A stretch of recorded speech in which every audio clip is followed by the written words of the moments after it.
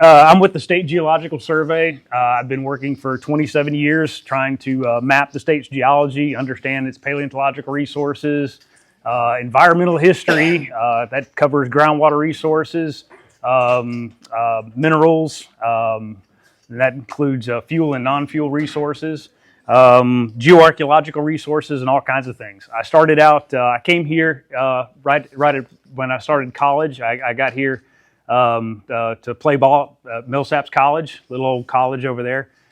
Not everybody, not even parents show up to the ball games there. It's that small. Uh, other than the ball games, I played soccer, not football.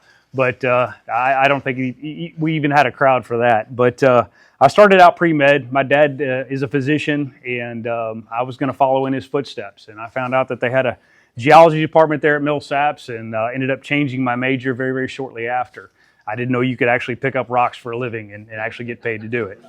Well, my parents basically said that I would never make a living digging in the dirt with a stick, and guess what? They're still right. But to work my way into the research position at the state survey, the state doesn't pay a whole lot, especially starting out. I had to have another job. I was interested in archaeology as well, and actually kind of was on the fence even when I was in geology, what I decided to do with my career.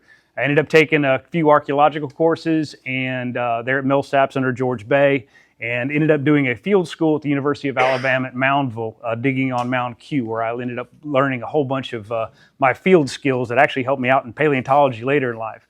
But I had a professor, James Lauro, who had his own cultural resource management company, and he needed somebody of my skills to go out and do work for him. So to kind of supplement my salary, that's what I did for 20 some odd years, is I did cultural resource management, which is I ran crews doing phase 1, phase 2, and phase 3 archaeology. So when I wasn't studying the state's geology, I was out studying the state's geoarchaeology and getting paid to do it too. So that's kind of where my knowledge base comes in. Archaeology Mississippi is no more.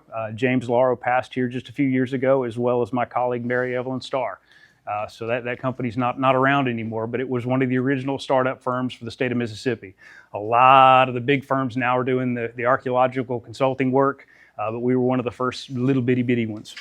I'm going to be talking about a new book we have out, just certain aspects of it. But I also wanted to highlight a friend of mine, Ren Harvey, over in Eastern Tennessee, and she is an artist, and that is her kind of rendition of what a Paleo-Indian environment would look like. So with that, I'm going to go ahead and start my talk. All right. The understanding of our state's geology goes all the way back to 1850. We're one of the oldest surveys in the country. We've actually been out doing geological mapping for a long time, and everybody asks us all the time, well, don't you have a geological map? Are you done? Well, every hole that's drilled, every fossil we find, every outcrop we come across, changes our understanding of the state's geology and calls for remapping. So we have a kind of a saying that every geological map is an interim product, because there's always something else we can learn. And that continues through to today. This is our 1969 geological map, and there's our 1860 geological map by Eugene Hilgard.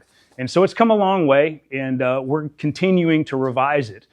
Including at the end of this year, we'll have the coastal counties properly mapped, and this gray area over here, the Delta, which is actually our most complicated geology, it's the alluvial plain of the Mississippi River, will have a complete composite map. And I'll get into some of that here in a little while of that area. And it has to do with the fact that we've got this beautiful new tool which we produce in our office called LIDAR. What they're using to see down in South America, these ancient cities and things like that, we're using that data that we fly in Mississippi to get a really, really good look at the ground here in Mississippi, and all the nuances that are present in our coastal plain geology we're able to use on that mapping base. All right, we're mapping it at a 7.5 minute scale now, so we're doing really, really detailed mapping.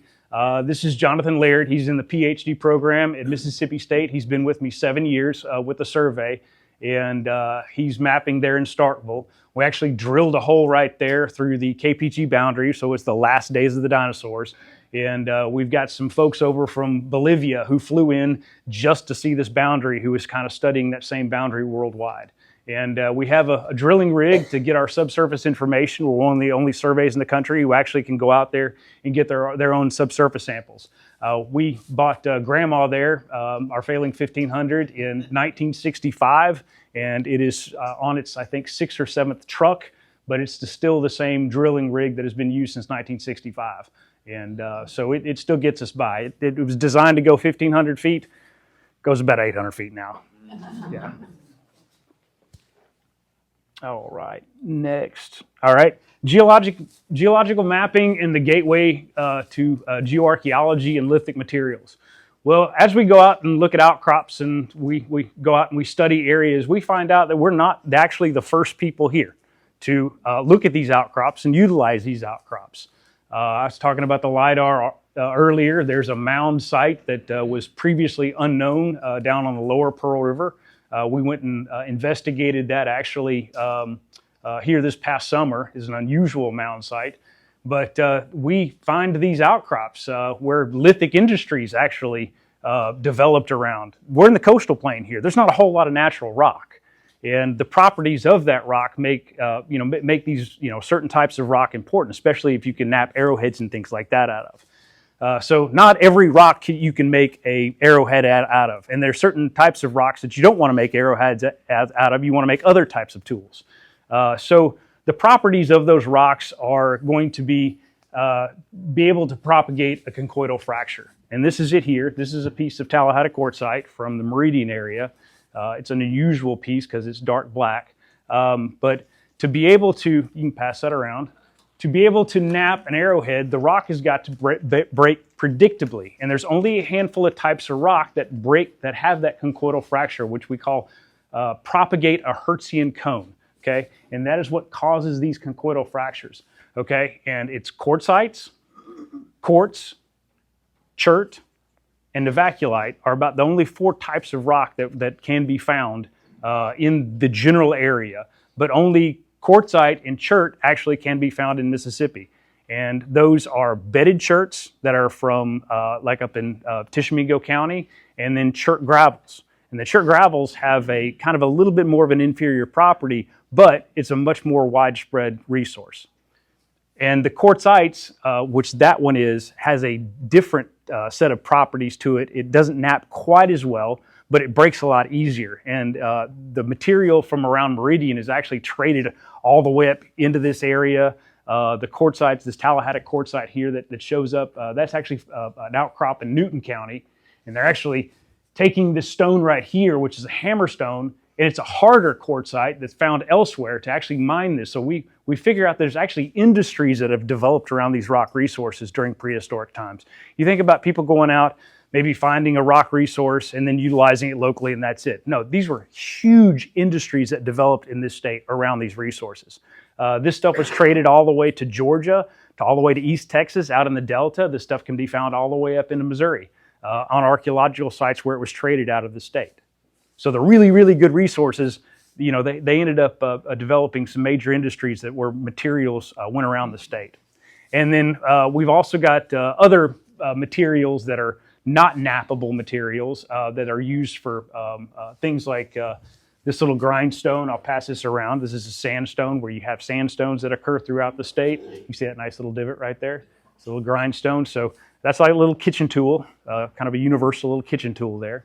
And we also have things like ornaments and things like that are made out of certain rock types. This is a type of trachyte, which was actually found in terrace gravels of the ancestral Mississippi River. These are high-level gravels overlooking the floodplain of the Mississippi River over in Warren County, Mississippi. And there's a bead made from the material, the raw material, and a bead made from the material off the Denton site. The Denton site's a very, very famous middle archaic site. All right. Now, the paleontologist in me likes fossils. We have been looking at rocks, through all out humanity. We utilize these resources. Very important. 90% of human history, no matter where you are in the world, goes back to lithic technologies. But we were noticing these fossils in the rock going way, way back in time. This right here is a Neanderthal from England biface, so a 400,000-year-old biface with a nice little fossil in it there. And then this is a piece of chert gravel from South Mississippi, and you can see all of these little fossils in there, those little crinoid stems. So the Native Americans utilizing these resources, they recognized these patterns over and over and over again. And I like to think that they kind of had an idea about what these things were, as far as, an explanation for what these things were.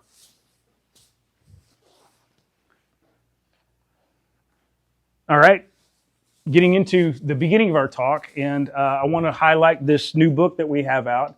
This is everything we know about the state's archaeology up until March of last year. And honestly, the stuff that we've learned in this last year, there's some major updates that need to happen. So we're learning quite a bit quite quickly. This right, I don't make $1 off of this. This actually goes, the proceeds go to the Mississippi Archaeological Association, and that's to promote education in archaeology and promote, the preservation of archaeological sites. But this is everything we know about the state's archaeology up until today. There's several authors on this. Sam Brooks, retired from the National Forest Service. Many of y'all have probably heard his name. He's one of our patron saints of archaeology of Mississippi, and he's still around and still doing great work. Doing a lot of work with him even to today. We've also got Ashley Dumas with the Alabama survey, and her husband Stephen Meredith is a Paleo-Indian expert and also a geoarchaeologist over in Alabama. A good friend of mine. We've done a lot of work together. But this is the first book of its kind done in almost 100 years. The last one that was done, our survey was with an Ole Miss almost 100 years ago. And this actually prompted some of the first early work in archaeology after that first book came out in 1926, with the Peabody Museum coming down doing work in Mississippi, understanding the wealth of archaeological resources we have here in this state. All right, oh wait, the QR code, that's how you can find it online if you take your phone and do that. And I can flip back to that later. But it's $50, and there's a lot of work that's gone into that. So it's a wonderful desk reference. All right, this also is something we produced just this last year, and this was in October for our Archaeology Month. Archaeology Month is celebrated in October, and this is a geological map, a geoarchaeological map of the distribution of the different types of stone resources in the geology we have available to the Native Americans. If you noticed, there's quite a bit of color areas, and then there's quite a bit of gray areas. The gray areas have no rock resources available to them. So you can imagine why, in this wonderful coastal plain environment that we have, why these resources became so important and why trade became so important, and these industries were built around this area. All right, we're up in Northeast Mississippi. So our resources are going to be Fort Payne chert and things that are off of the Tennessee River over here. So the Tuscumbia and the Fort Payne chert, those are embedded cherts. Those are highest quality materials available to the state, and some of the earliest materials utilized in Mississippi and actually in the Southeast. Down around here, we've got the Tuscaloosa gravels, and they were reworked along the Tombigbee River there. And those are chert gravels. Those are not quite great resources, but they were abundant resources around this area. Now this right over here that is sitting on the prairie itself, all right, that's Piedmont quartz. That is not an applicable material. That is material that was used as things like hammerstones and stuff like that. Now, as you swing down into Alabama and into Georgia, they don't have any of these resources, and you see actually arrowheads and spear points and things like that that are made out of this Piedmont quartz, and it is very much subpar material. But where it is utilized along the prairie here, it's mainly utilized for things like hammerstones. So don't let that fool you that you've got this big area here that looks like it has a bunch of resources. Not quite what you think. But it kind of just shows that the distribution of resources we have. We've got gravels from the ancestral Mississippi River through here. We've got Kosciuszko quartzite, which is one of the really, really hard quartzites that can be found in the Attala County area. And then we've got the Tallahatta quartzite, that's the material that you see when you're driving through Meridian on 20, or if you're coming down Highway 45, all of a sudden looks like you're in the mountains again because you see real rock.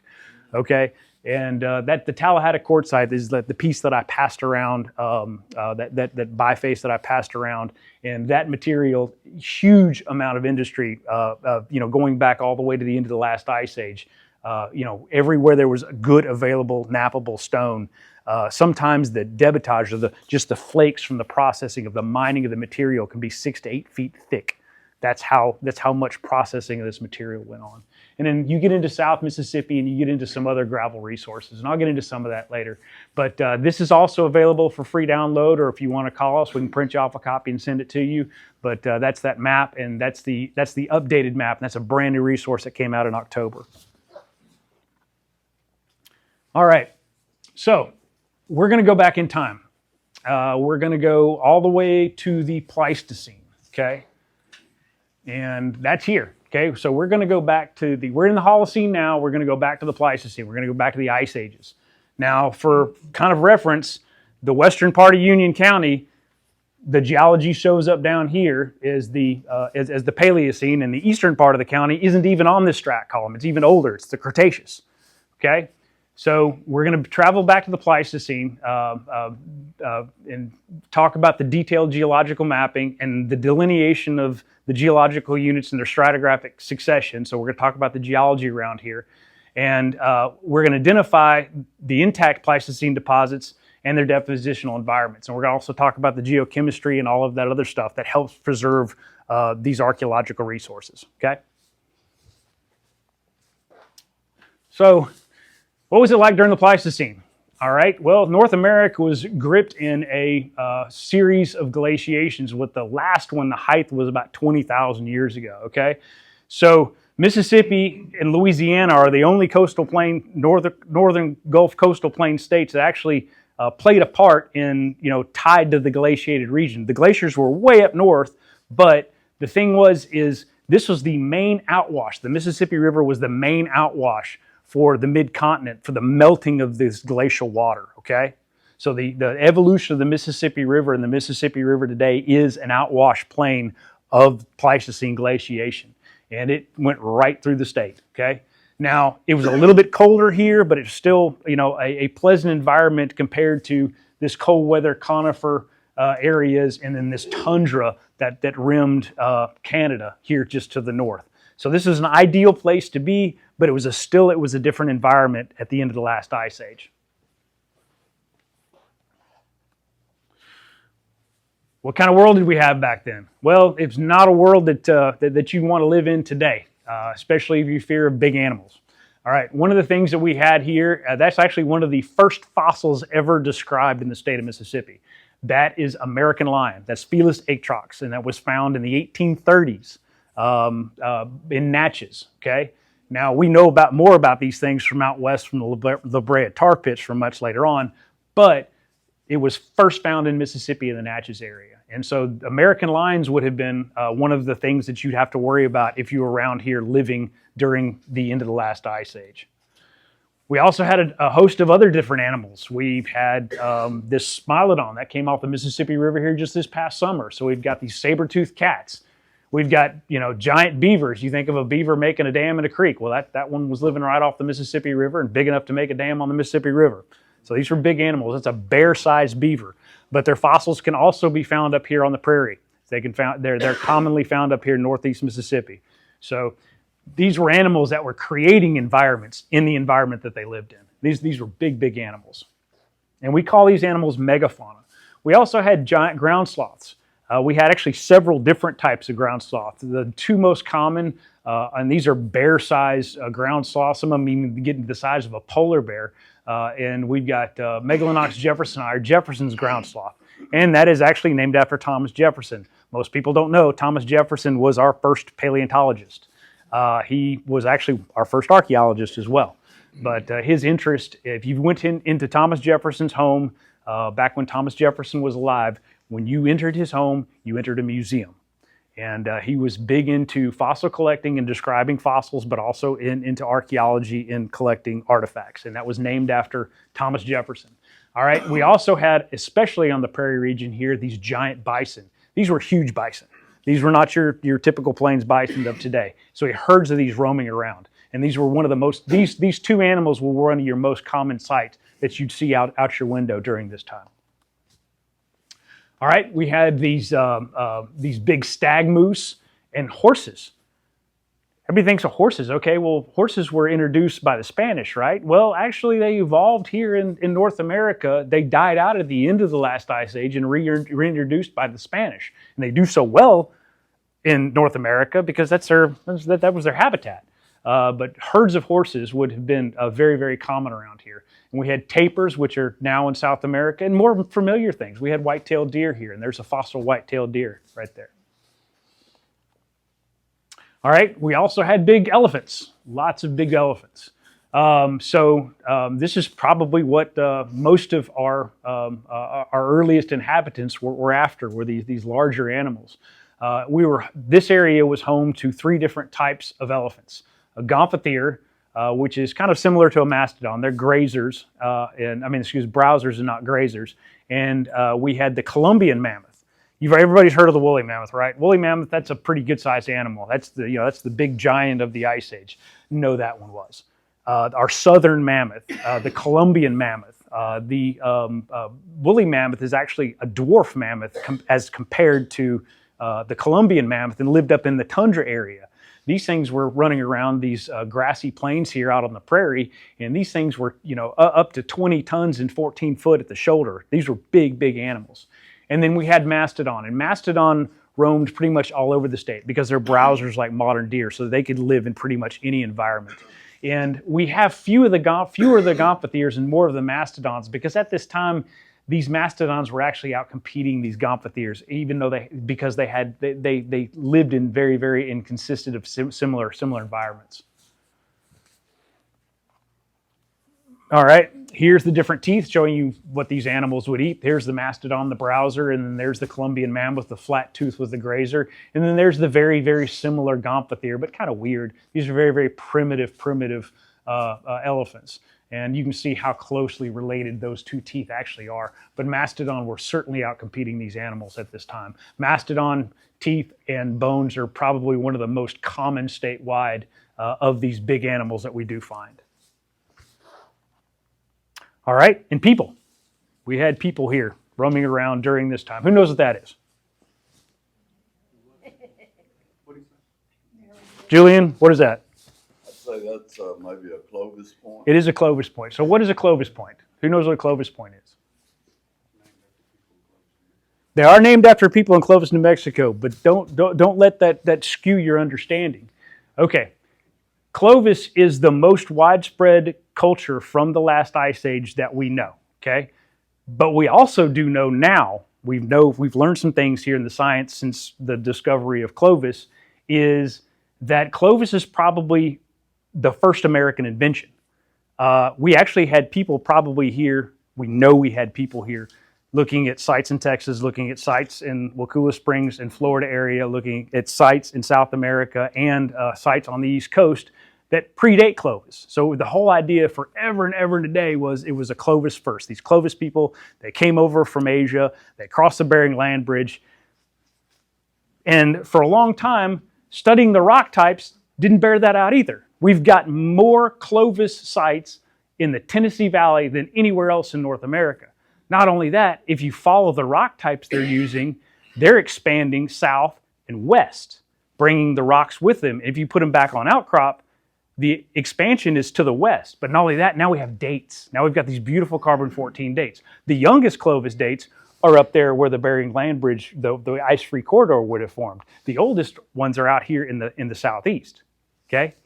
So I use Clovis as a starting point, though, when I'm talking about this because we in Mississippi have yet to describe or recognize anything earlier than Clovis.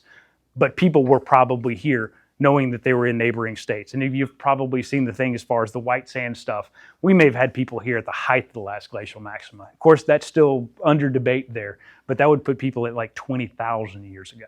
But these people were living here hunting these animals sometime around 13,500 years ago to about 12,500 years ago. All right. Oh, that one was found just outside of Starkville. We were able to record that one earlier this year. All right. We have a diverse coastal plain environment. Okay. Mississippi's just not just coastal plain. It is. We've got areas of prairie. We've got areas of flatwoods. We've got the Black Prairie region, and it's divided up with this Pontotoc Ridge here. Also, we've got the Tombigbee and Tennessee River Hills. We've got another prairie region called the Jackson Prairie, and then we've got the Southern Pine Hills. And what's not broken out here is that we've also got these coastal. Yeah, it is broken out here. These coastal meadows and these coastal terraces. And if you look at it compared to the geology, those environments are all based on the geology. Do you see that? All right. Well, these people were hunter-gatherers and they were highly mobile. So we work with the archaeologist and we work with the public who actually finds these things. Most of these things are not found in archaeological context. I have been doing this stuff for 20 years. I've been doing going finding sites, doing phase 1, phase 2, phase 3, all over the state.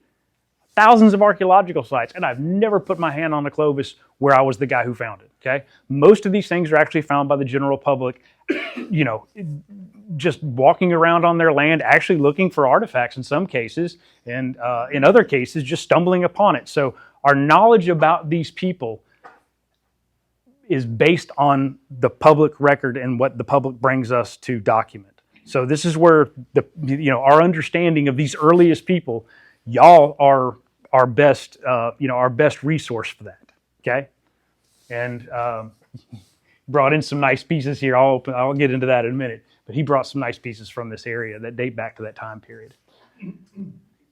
All right, so we work with folks to document not only the individual finds, but when we actually find early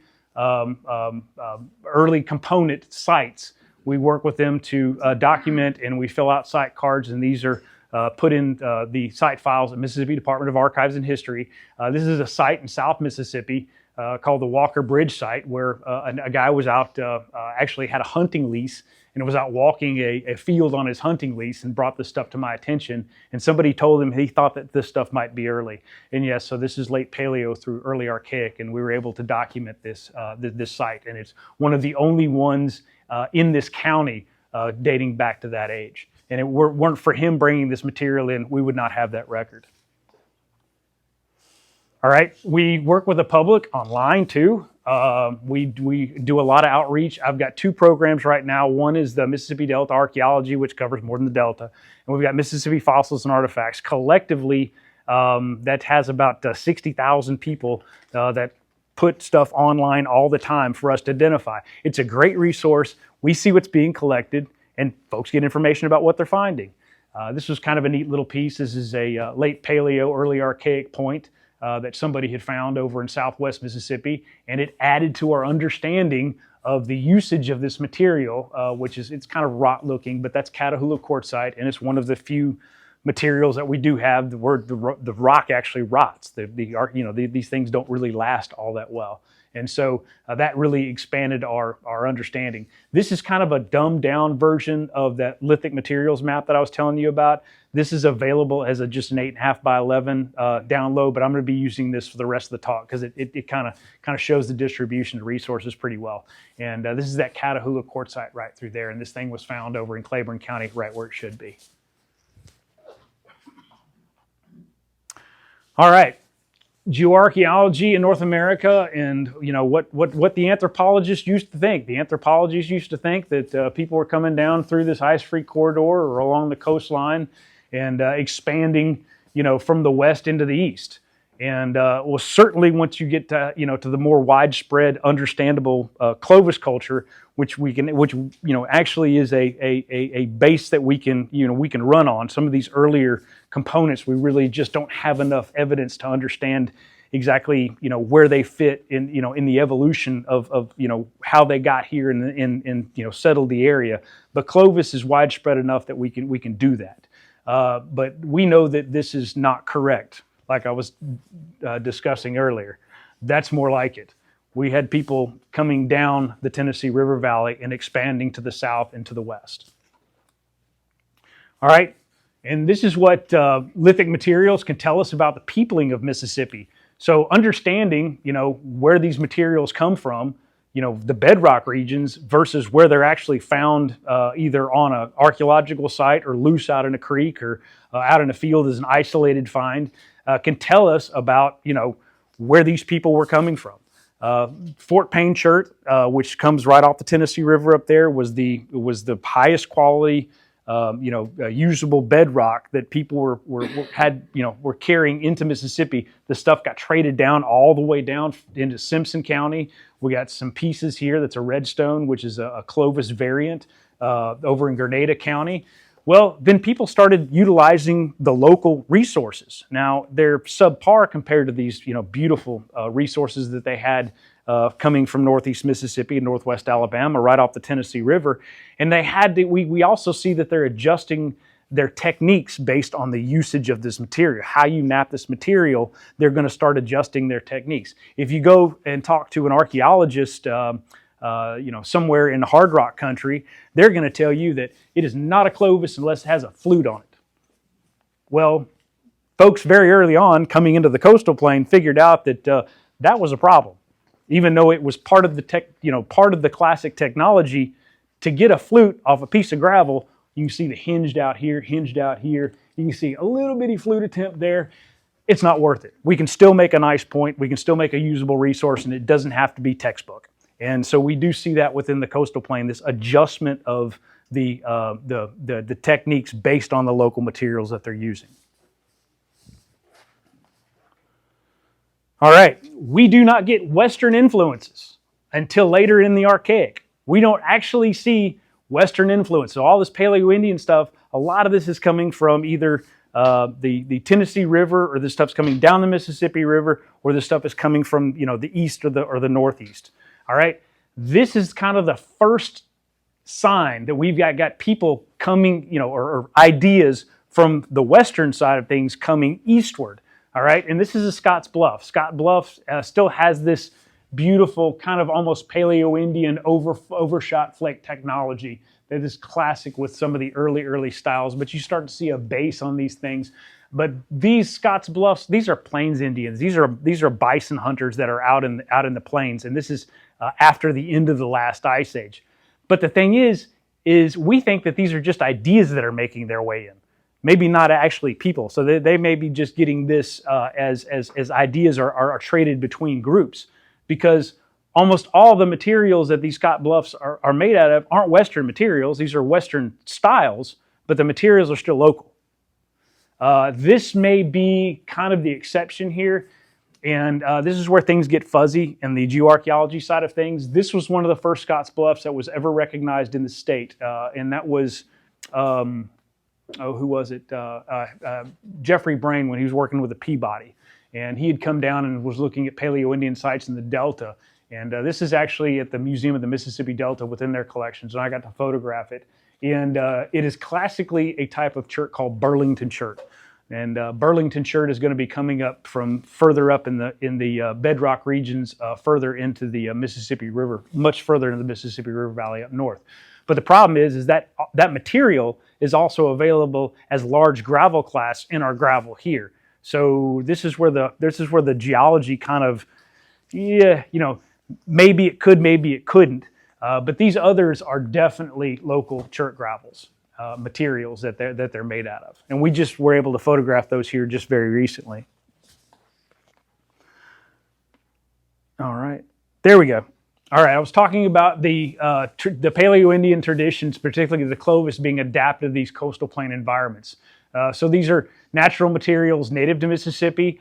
This is one, when I showed you that picture of Sam Brooks and Evan and I looking at that little point there, that's the one we were looking at, and that was one of the first Clovis points out of Forest County. And it's a little bitty thing. Most people think of these Clovis points as being, but there's a rule out there, and it's called the Sam Brooks Law of Lithic Reduction, and that means you can't make a 6-inch point out of a 4-inch piece of gravel. That's a very important, I know you laugh, but that is a very important geoarchaeological concept. If the materials that you have available to you, even though they look very, very similar, don't match up as far as the properties, something is not right, so that has to be trade material. And so this little bitty guy right here, this is a very small Clovis point. And then this one here is from Madison County.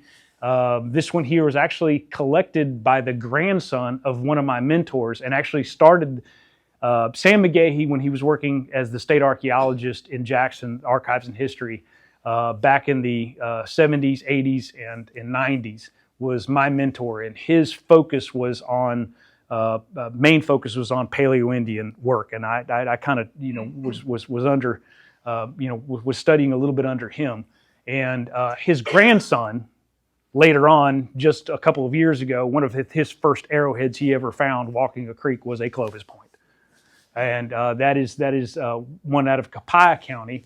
But then you've got these large materials that are coming out of the gravels over off the bluff line. And these are pretty good sized gravels. You can make a pretty good sized point out of them. And these would be more or less like what you'd see up in the bedrock, the harder bedrock countries country in the U.S. where you've got these larger resources available to you. But you see the fluting is gone. And the cool thing is there's a fossil in it. There's a little Paleozoic Finistrate bryozoan. So it's a little little fan core looking thing right there in it. So those fossils are in there too. All right, I was talking about working with the public. This is just kind of an exchange on an early paleo point that was found, and this is kind of the back and forth. Where did you find it? But it's a Fort Payne chert material that came from the Tennessee River, and this thing made it all the way down to Bogahoma Creek in Jones County, a long way. All right. When we do find sites, though, dating back to this time, we're documenting not just describing the projectile point, but understanding the Ice Age inhabitants' relationship with their environments. And so this is geological mapping we had published. This is an unpublished map, so we can kind of project exactly where this, what the geology is in this area. And this is going to be just right on the edge, overlooking a creek here. And this is the Middle Fork Homochitto River right there. So now we understand that the Middle Fork Homochitto River, and the bluffs around it are an Ice Age environment. And so that's kind of what we do as far as the geology or the geoarchaeology with documenting these resources. All right, this is the point that was found on that site on that previous page, and it's made out of local gravel. You can maybe see possibly that may be a basal thinning flake, but you see it kind of hinged out right there where it broke. The gravels are really not conducive to that beautiful channel flute flake that's classic for a Clovis. That's probably a basal thinning flake and not a flute attempt, but that's made out of our local gravel. All right, identifying Pleistocene landforms. Where are we going to find the best evidence for these sites to be preserved? Well, geological mapping. That's kind of what we do. So, the area we're in here, the Black Prairie region of Northeast Mississippi, is more famous for its fossils. And we got stuff going all the way back to the dinosaur age around here. And this is a mosasaur, maybe even a new species that we dug 2 summers ago just outside of West Point. We took that thing out of a what we call a block of matrix, so it had the soil still attached to it, the rock still attached to it, and we took it in about a 2-ton plaster jacket that we removed this mosasaur. Most of the time when I'm up in Northeast Mississippi, I'm working with this kind of stuff, and so this is our most common fossils up there, and what Northeast Mississippi is most famous for is these Cretaceous or dinosaur age fossils. All right. But we have prairie soil. Prairie soils, this is a hugely important agricultural part of the state, and it really has to do with, there's the chalk, there's the prairie soil. So these prairie soils are forming on the chalk that's underlaying this area, and this is your Pleistocene deposit. So what you're actually growing in, what you're growing cotton and corn and soybeans and things like that in, are in these Ice Age deposits, this Ice Age soil residuum that is preserved here up on the prairie region. That's actually behind my daughter's dorm at Mississippi State University. Jonathan is dressed nice because he just got finished defending his master's, and we went on an outcrop to celebrate. But So this is just outside my daughter's apartment. There's my daughter there, and that shows kind of that beautiful prairie soil developing on the chalk. So that's what it looks like up underneath. And the Starkville Clovis was found just this past year, just on the very, very edge of the prairie region.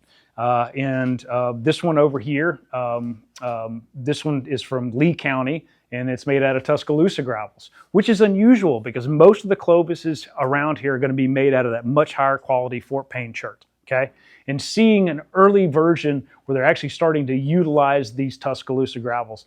Now, the Native Americans found later on, if you heat treat these gravels, that they make them a lot easier to nap. And that's why most of the projectile points that you find in this area that aren't going to be something like Fort Payne are going to be that kind of red to pink.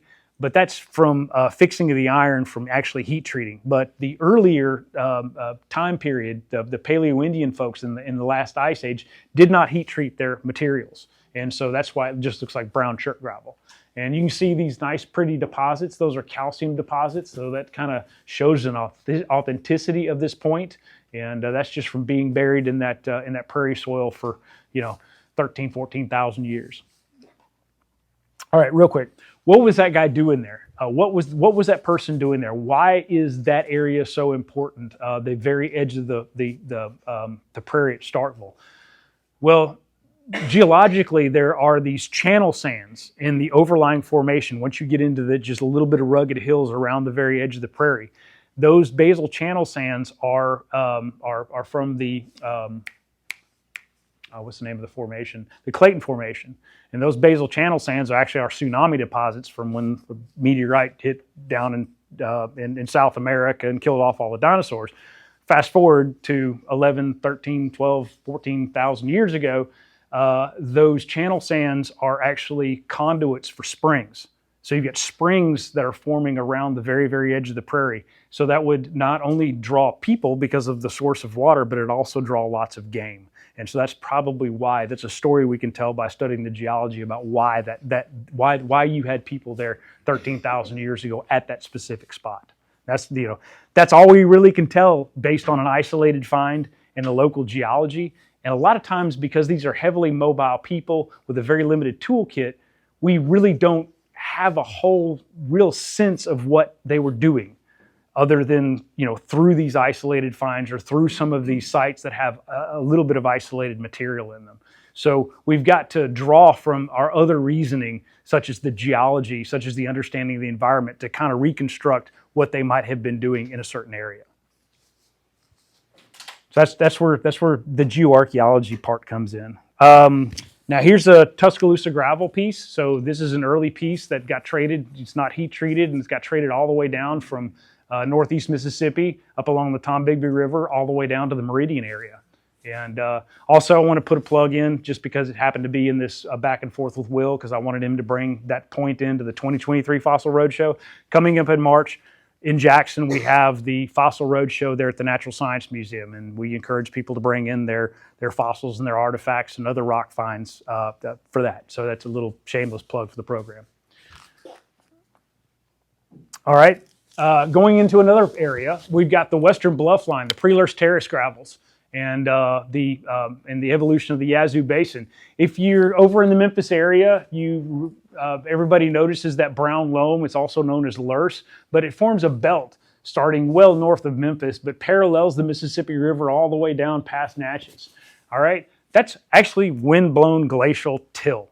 That is a aeolian or a wind-blown deposit that came off the floodplain of the Mississippi River during a much drier climate when it was, and it's coming from glacial outwash. So this is glacial outwash that is piled up along the edge of the bluff line here. So we know the age of the deposits based on the type of material it is. So that's an ice age environment.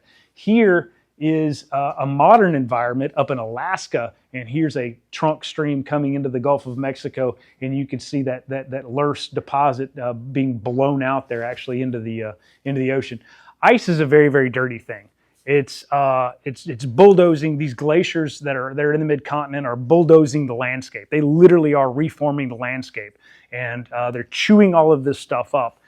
And so they're grinding this rock into, anywhere from, boulder-sized things that show up in our ancestral Mississippi River gravels to mainly this rock flour. And that's what that loess is just ground rock flour that makes kind of a mud within that ice. And in there, it preserves all kinds of different things. This piece of petrified wood is 20,000, or not even petrified, it's real wood. You could make a table out of it today, but that's a 20,000-year-old piece of wood that's preserved in that loess deposit. And that's over just outside of Yazoo City right there. So these are some of the different ice age environments we have in the state, all right? So here's our geological mapping in that loess bluff environment. This is right at the edge of the delta. This is us mapping up around Chula, Mississippi. We're right at Chula, Mississippi. And as we're out there, we drill holes, we take samples, and we take core samples out there. But we also get out to the outcrops. These little terraces of the stream right here date back to the last ice age. They have Paleo-Indian components to them. Not only that, these beautiful alluvial fans, which I'll get into in a minute, they bury early deposits wonderfully. And that's probably a treasure trove of undiscovered early deposits where we actually probably have well-preserved archaeological sites that are well and deeply buried. But we've also got materials that come out of the bedrock beneath here. And this new rock type, which is new to science, we didn't know that the Cockfield Formation, which outcrops beneath the loess, contained rock. Well, we also found out that we weren't the first people there, because when we ended up finding this rock, we found out that it was an extensive quarry site. I mean, this is a quarry blank right here where people are mining this stuff, turning it into a biface like I passed around, and then they're trading this material off. But this quarry site is tens of acres of nothing but processing of this material. So this is one of the things that we find when we're out geological mapping. But this is some of the ice age environments along the bluff line.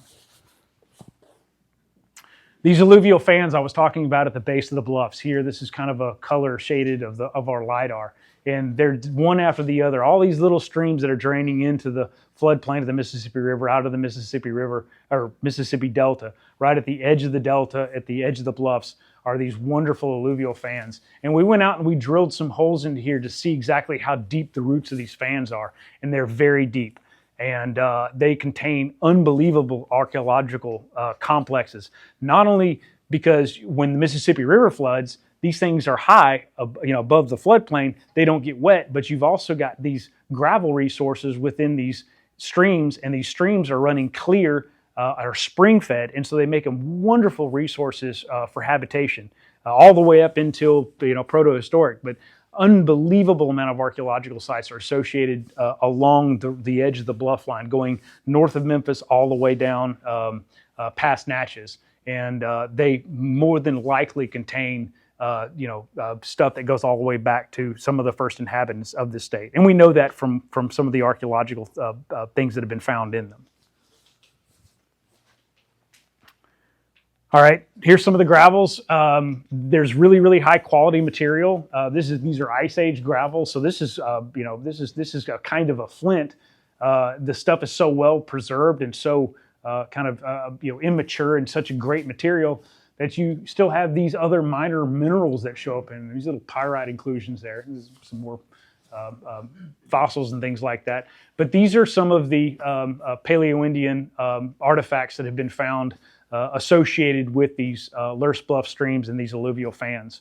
And some really big material that are in these gravels, so you can make a big point out of there. So the Brooks law of lithic reduction works well here.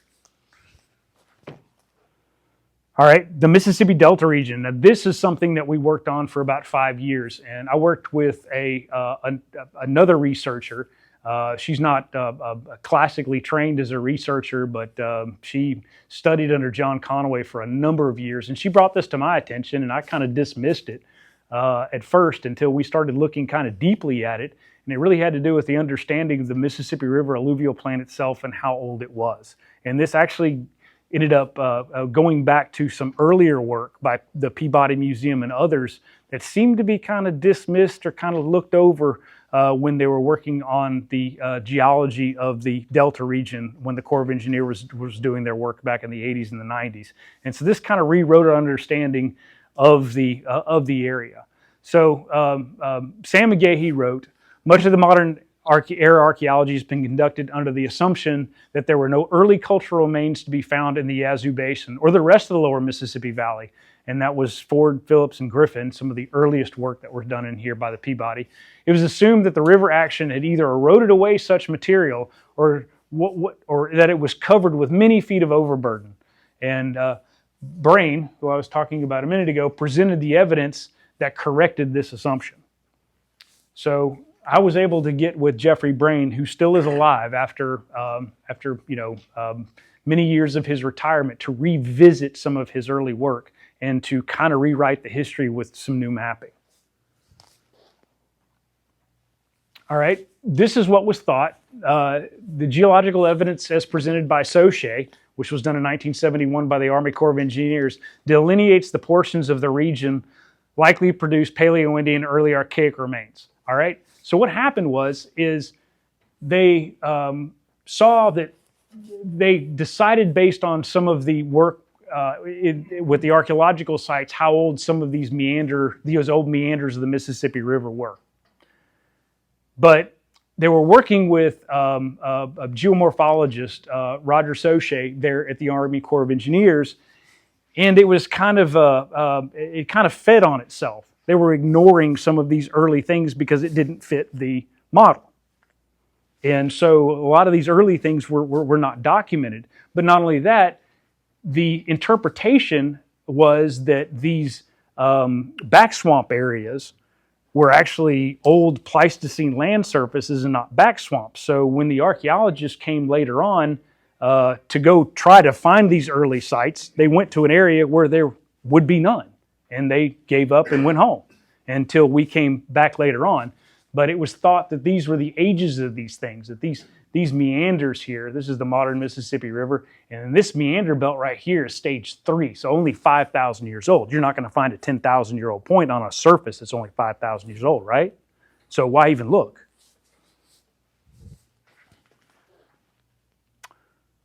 Well, this is Sam again. The forces of nature in the form of river and meandering belt formation have neatly divided the study units into eastern remnants. And so what they were looking at is they were looking at these back swamp areas and thinking that they were older than the meanders themselves, as maybe they were left behind. And so when they focused their study back in the late 70s and early 80s, Archives and History sent folks out to these 3 locations. This location here, this location here is basically a back swamp. It's number 1, uninhabitable, and number 2, it's not as old. And they found nothing. All right, our work in the alluvial fans kind of showed that, hey, the surface is actually kind of a little bit older than most people think. And so that was kind of what jump-started this out in the Delta proper. All right, and there is the back swamp there. A reconnaissance survey, well, this is the reconnaissance survey that they did in the area to go look for these old sites on what they thought were old landforms. A reconnaissance survey of portions of approximately 475 square miles of remnant Pleistocene braided stream surfaces, and they weren't, they're back swamps. We know they're back swamps because of our new mapping. In the western central portions of the Yazoo Basin was carried out between 92 and 94. The result of the survey had been minimal at best, suggesting a very low potential for further problem-oriented research in the area. So abandon it. We're not going to look anymore. All right, so how revisiting previously recorded Paleo-Indian sites in the Northwest Delta led to the necessary revisions in interpretation of the geomorphology and the geological history of the area. All right, so we went back out there and we found out that the braided stream was not a braided stream, it's just back swamp topography. It's not a terrace, it's actually lower than everything else. And we've got maps to back that up, LiDAR maps to back that up. All right, so previous interpretations by Roger Sauché, to be based on outdated research, we went back. And this is the first paper that we gave at the Southeastern Archaeological Conference. And we've got all of these Paleo-Indian sites. We've got Brain's early work in the 70s. I mean, he's even got Clovis out there. We've got 13,000 plus year old points out there. But this is the old interpretation of the geology, where he's calling this kind of a braided stream, but what he's not recognizing, based on working with topo maps and not this new LIDAR, is all of these meanders have a natural levee. All these old meanders have a natural levee system to them, all right? That's where the archaeological sites are. Not out here in this flat area where, nobody's going to be. They're on these natural ridges where you've got associated water next to them. And these are all the different earlier sites. And additional, we ended up with, I think, 23 addition by working with landowners and their collections and things like that, farmers and people out there in their own fields. This is the back swamp clays that they were calling this braided stream area. And these are just back swamp clays, and we can see that it's 20, 30 foot thick road ditch right there, and nobody's gonna be living there. That's back swamp. And we went out there and we did some core holes. We actually did some palynology to kind of reconstruct some of the environment, which is fossil pollen of the area. All right, so here's Brain's boundary site, which is the Carroll Kelly site, and it sits right there on this nice little ridge right here. And that right there was ignored. It was just because it didn't fit. It did not fit the model that they had created at the Army Corps of Engineers. So it was ignored. So this early work was just completely thrown out. And like I say, there's Clovis out there. So how did they explain that? They just didn't. A difference between the two sciences. Geologists have a tough time putting square sides on things. There's always a caveat in geology where. And this has always been the battle between engineers and geologists, and that's always been the battle. All right, so the site distribution is right on the natural levee, these Paleo-Indian sites, but not only that, you've got these sitting on this escarpment. Now, this stuff is vertically exaggerated like 100 times. You would go drive out in the Delta, you don't see these features, okay? We're talking, this is a 10-foot difference between that and that. So that's not something you could have a buffalo jump off of. It's barely any, but to the people living in the area, it meant the difference between flooding and not flooding. Okay, just a few feet. And so when we use this LIDAR and we're able to vertically exaggerate, all these features really start to show up. We've got this beautiful erosional escarpment here, which means that the modern meander system had to be in place while these sites were being occupied. So that pushes back our understanding of the modern Mississippi River in its current trajectory, or implications for. And of course, that was Soche's interpretation based on the topo maps that he was using, the paper maps that he was using, and it's overlaid onto the LIDAR, so you can actually see where that overbank deposit is right there, that natural levee of that bend.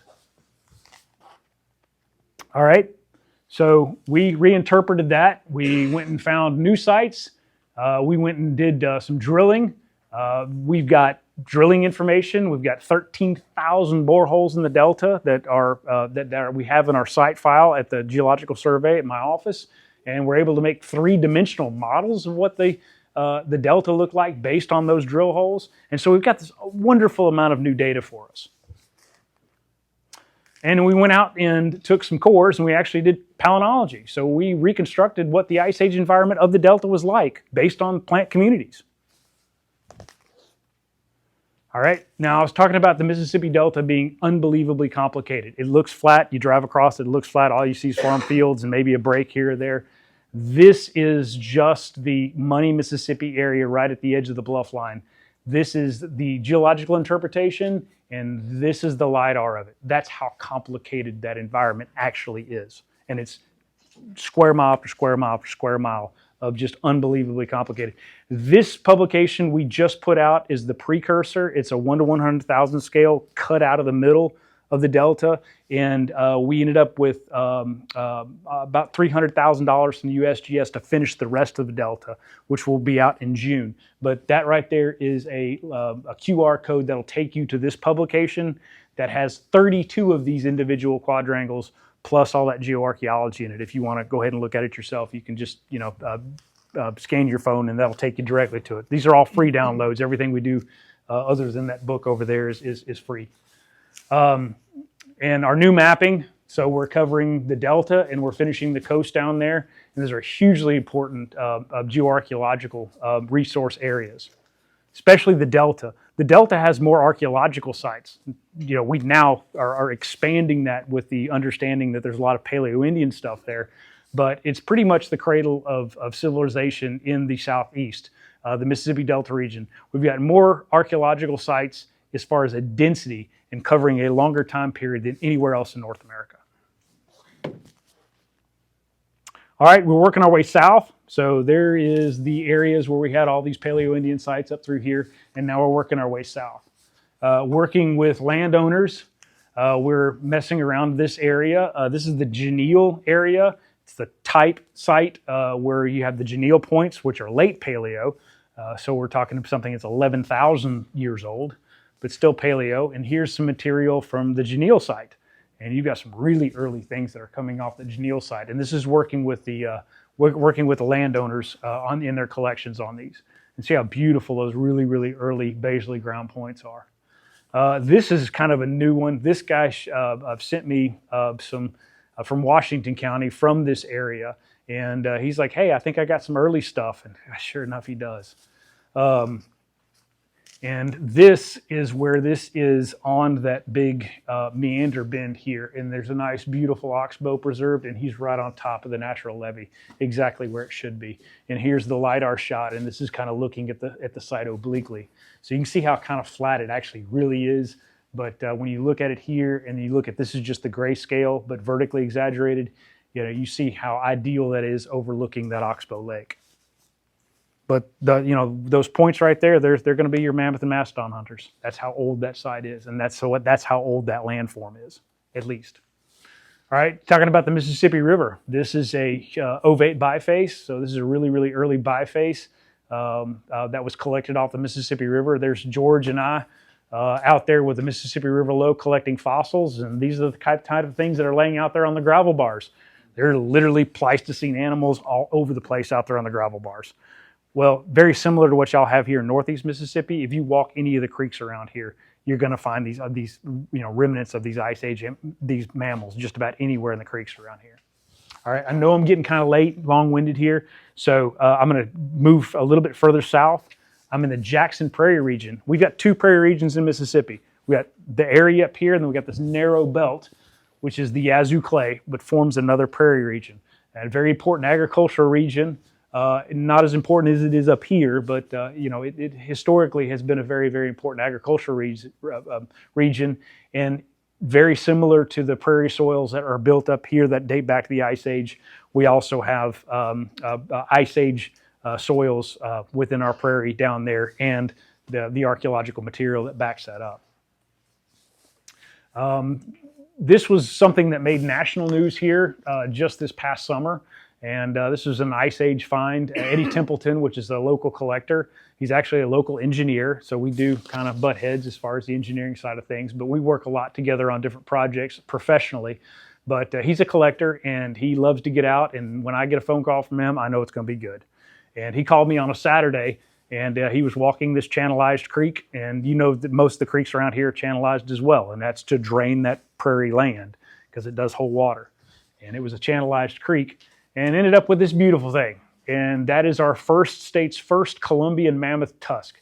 The kind of scale is not really, but that's a 7-foot tusk. And we have it literally from tip to end. And that's our giant elephant, our largest of the North American megafauna. And from that, because we've got the base and the tip, there are things that we can get from that animal. Because that's fossil, but it's not fossilized. That's the original tusk material. Recorded in there is everything about that animal's life, okay? From from how it, from its health to where it moved to, from the soils that were, the plants that it was eating, so we can actually reconstruct where this animal went to. Did it make its way back and forth between the Black Prairie region up here and south over here? Did it go to the Mississippi River alluvial plain? All those things are locked in that tusk, because they start growing as soon as the animal's born. We've got the tip and we've got all the way to death. And so we got that record of the last ice age and what that animal and the environment it was in and where it was moving to.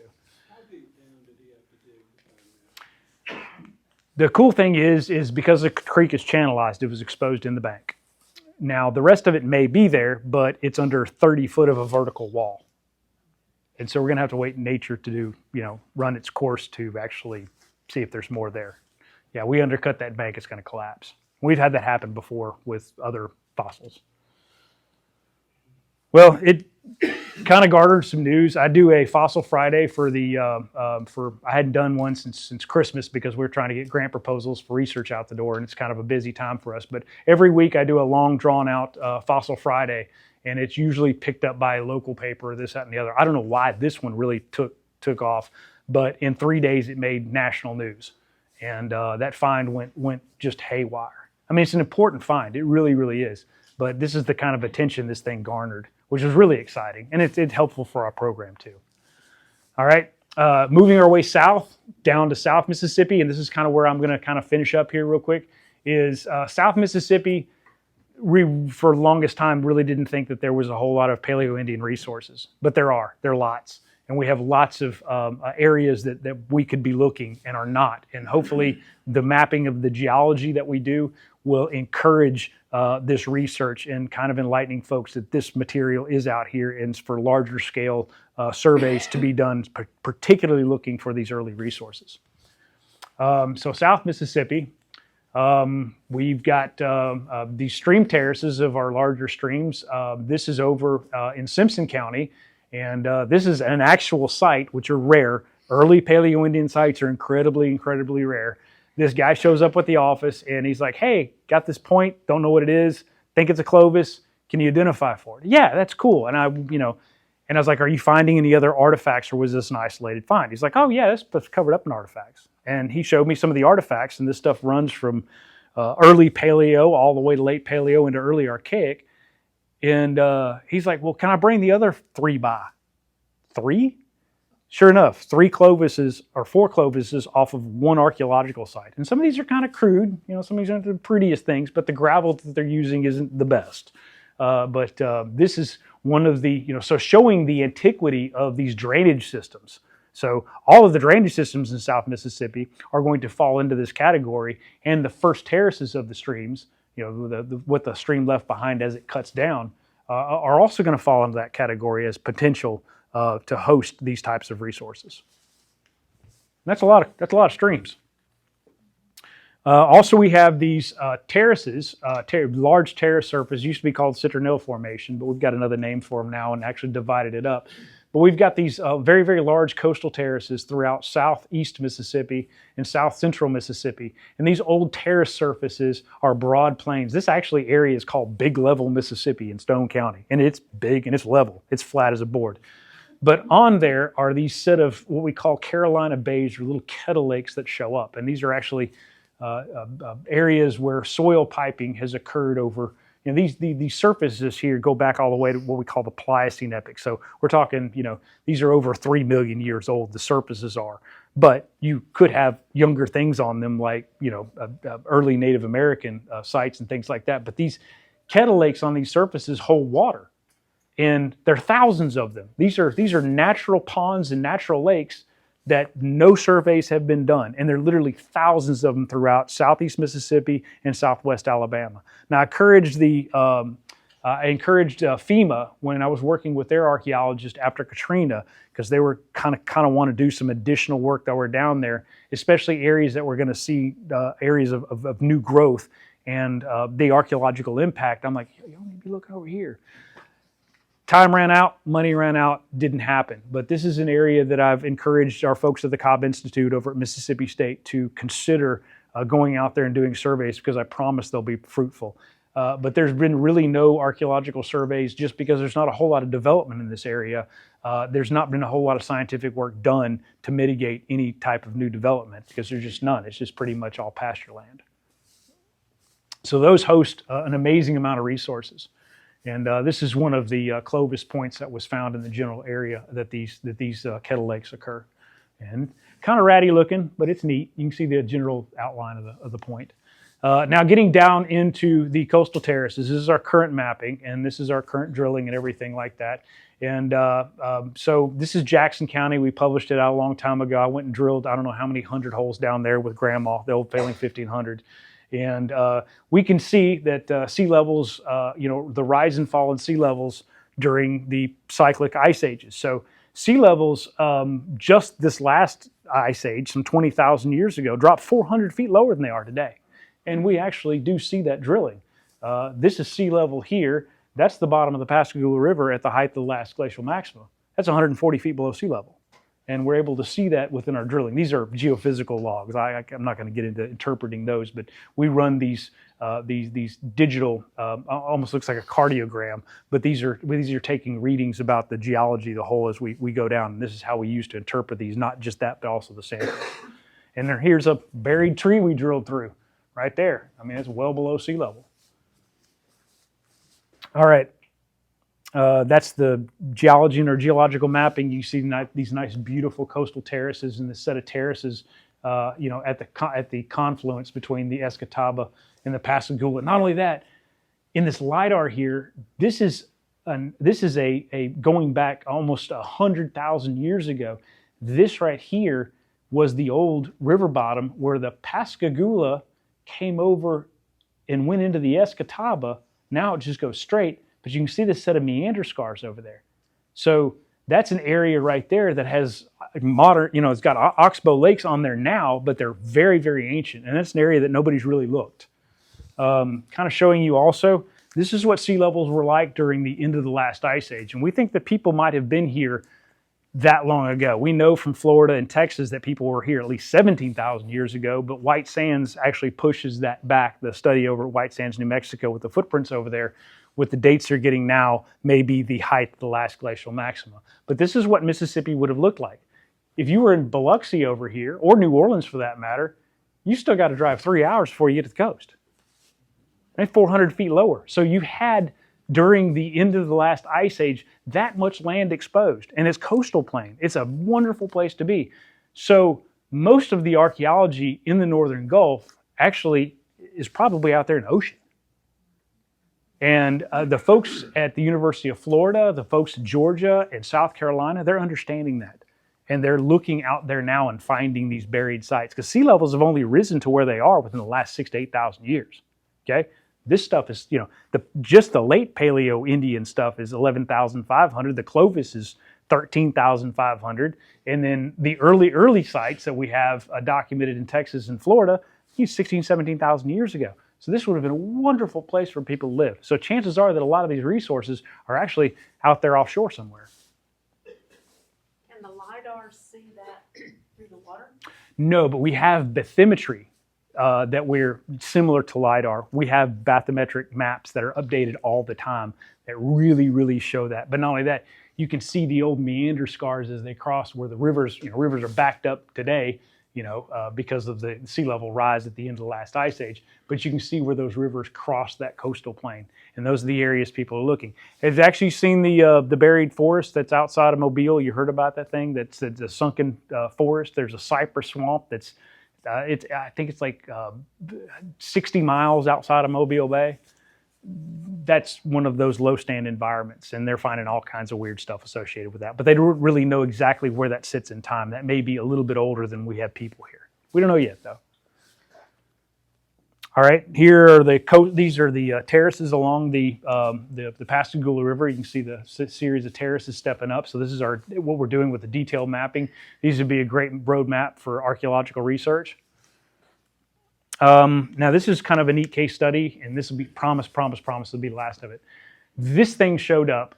Judge Sullivan is he's the federal judge for Southeast Mississippi. And he's an artifact collector. He actually puts a lot of his stuff on YouTube. I think it's called Heartbreaker Relics, I think is the program they do with the 2 other guys. And they go out in creeks and they go, they record themselves out arrowhead hunting in creeks and, finding fossils and all kinds of stuff. And it's neat. Well, the guy called me up and he's like, hey, I think I found a Clovis, but it's kind of small. And so I said, well, bring it in. There's Dr. David Dockery. That's my boss. He is an invertebrate paleontologist, but he also has a extensive background in geoarchaeology. He's been a mentor of mine my entire career at the survey, but he's our official state geologist. And he's looking at that point, and we're deciding that the thing is made out of pure chalcedony. That is not a material that we do find around here at all. So it came from somewhere else. Well, where'd it come from? And this is over in Perry County, Mississippi. All right, so we got Sam Brooks involved in it. He came and take a look at it, and he agreed that it was a Clovis and went and described it, for him, and wrote a nice little letter. We actually did an article on it for the Academy of Sciences last year on this find, and it does have a couple fluid attempts. He went and through a full anthropological description of the point and the flake scars and all that other fun stuff. And we both agree that it is not a local material. All right, the local materials available to that area, which is down over here, is Tallahassee quartzite to the north. It's definitely not that. We've got these high terrace gravels, which are kind of junky, if you can see. That's an early archaic point. So it's a 10,000-year-old point, but it's not quite the age of this. I mean, this what we have with that Judge Sullivan's is thousands of years older. And then we've got this Piedmont quartz I was telling y'all about that shows up, around here that people use as hammerstones. By the time you swing down to southeast Mississippi, people are making little points out of it. And we've got ironstone. Ironstone is not a very good material at all, but in areas that the people have nothing else to use, you see a utilization of that ironstone. I mean, it's bottom of the barrel, but people are using it in an area where they don't have other available resources, and you are literally right there in the middle of this area, and that's where this ironstone is coming from. That's the ironstone region that I'm talking about. So it's definitely not that. All right, we do have some chalcedony in this Tallahassee agate, but we know the material. Tallahassee agate forms in veins, and it's got a character from napping where it hinges out. You've got to sit there and work it. It doesn't make this nice, beautiful conchoidal fracture. You can see all these little kind of like little planes that go here, there, and everywhere. And those are the hinge fractures. And you can see them throughout this point here, and then kind of that platey kind of look to it there. That's classic Tallahassee agate, unmistakable. This stuff's not that.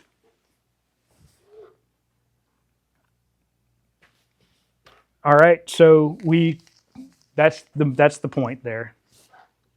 All right, so I call my friends up. Guy Harley is the director in-state geologist and actually fellow geoarchaeologist. He's worked a number of these early sites over in Florida, and he's like, yeah, that looks like our stuff off the Osceola River. That looks like that these coral, these agate replacements of coral that we're getting where they do show up at the mouth of the Osceola River and a few other places. They're these Paleo-Indian sites that date back, literally almost 17,000 years, even before Clovis, that are associated with these resources. It looks kind of like that. So here's where they are. And this is one of the most important Paleo-Indian complex in the southeastern U.S. And it's right there off the Osceola River. So that's going to be our closest to over here in southeast Mississippi. That's going to be our closest resource. And it kind of ties that we've got some early working of the material in that area.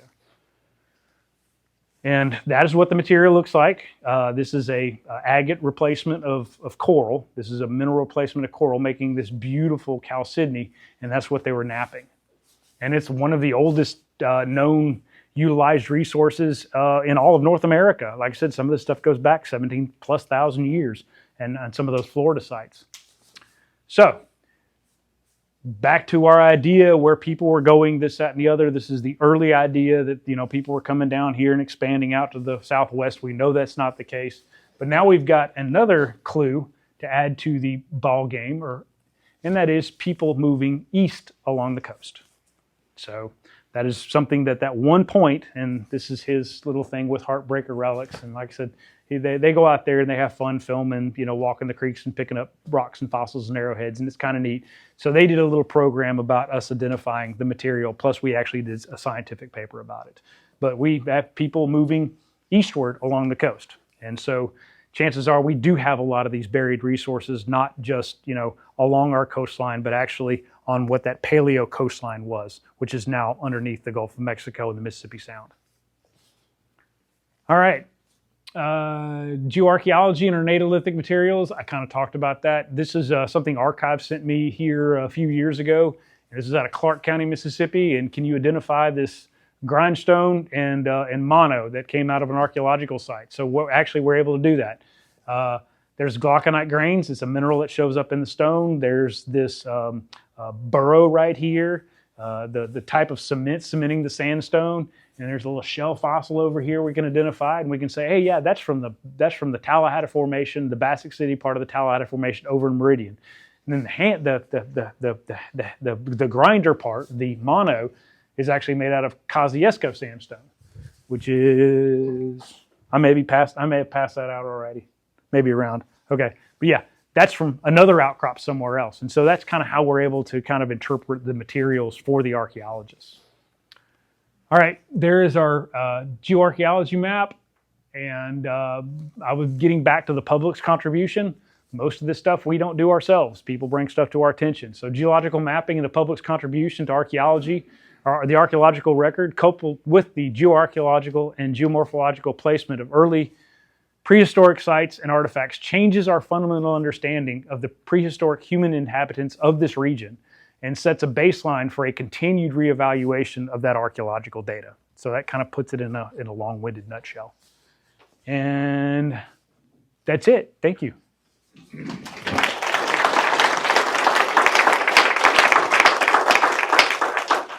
Questions? Are the LiDAR maps for the state of Mississippi available?